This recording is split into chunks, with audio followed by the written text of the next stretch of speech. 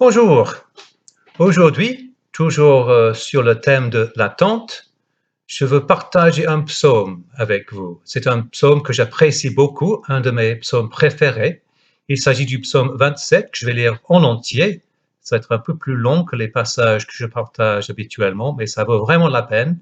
Et je pense que vous verrez le lien avec l'attente, mais je dirai juste quelques mots à la fin de la lecture. Psaume 27. Oui, l'Éternel est ma lumière et mon sauveur. De qui aurais-je crainte? L'Éternel est ma forteresse. Il protège ma vie. De qui aurais-je peur? Que des méchants s'avancent contre moi, voulant me nuire. Ce sont mes ennemis, mes oppresseurs qui perdent pied et tombent. Qu'une armée vienne m'assiéger. Mon cœur reste sans crainte. Que l'on me déclare la guerre. Je suis plein d'assurance. J'ai présenté à l'Éternel un seul souhait, mais qui me tient vraiment à cœur. Je voudrais habiter dans la maison de l'Éternel tous les jours de ma vie, afin d'admirer l'Éternel dans sa beauté et de chercher à le connaître dans sa demeure. Car il me cache sous sa tente dans les jours du malheur. Au secret de son tabernacle, il me tient abrité. Sur un rocher, il me met hors d'atteinte. Dès à présent, je peux lever la tête pour dominer mes ennemis autour de moi. J'offrirai dans son tabernacle des sacrifices avec des cris de joie. Je célébrerai l'Éternel par le chant et les instruments. Ô Éternel, écoute mon appel, car je t'invoque. Accorde-moi la grâce de me répondre. Du fond de mon cœur, je me dis, de ta part, tournez-vous vers moi. Oui, c'est vers toi que je me tourne, ô Éternel. Ne te détourne pas de moi, et ne repousse pas ton serviteur avec colère. Toi qui m'as secouru, ne me délaisse pas, ne m'abandonne pas. Ô Dieu, toi qui es mon sauveur. Si mon père et ma mère devaient m'abandonner, l'Éternel me recueillerait.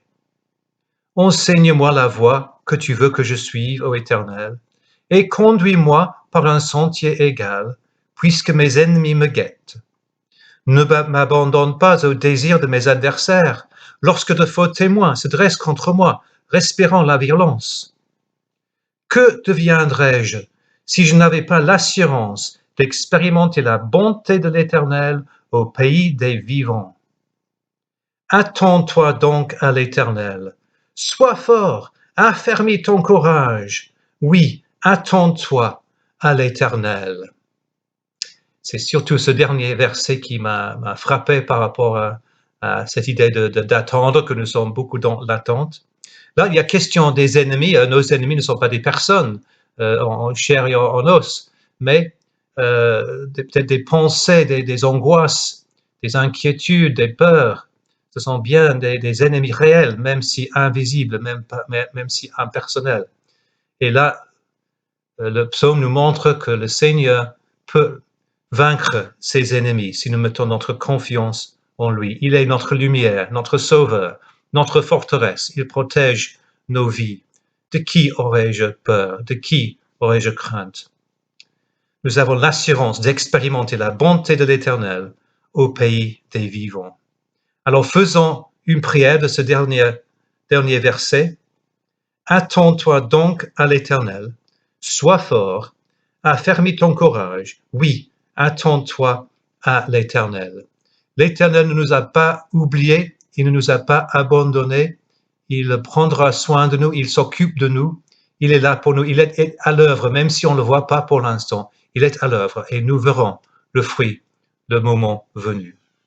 Et je vous propose, comme chant ce matin, le chant « Jésus soit le centre », que ça soit aussi notre prière, que Jésus soit le centre de nos vies, celui en qui nous dépendons totalement, celui en qui nous mettons notre confiance, la personne à qui nous donnons la première place. Que le Seigneur vous bénisse. Au revoir.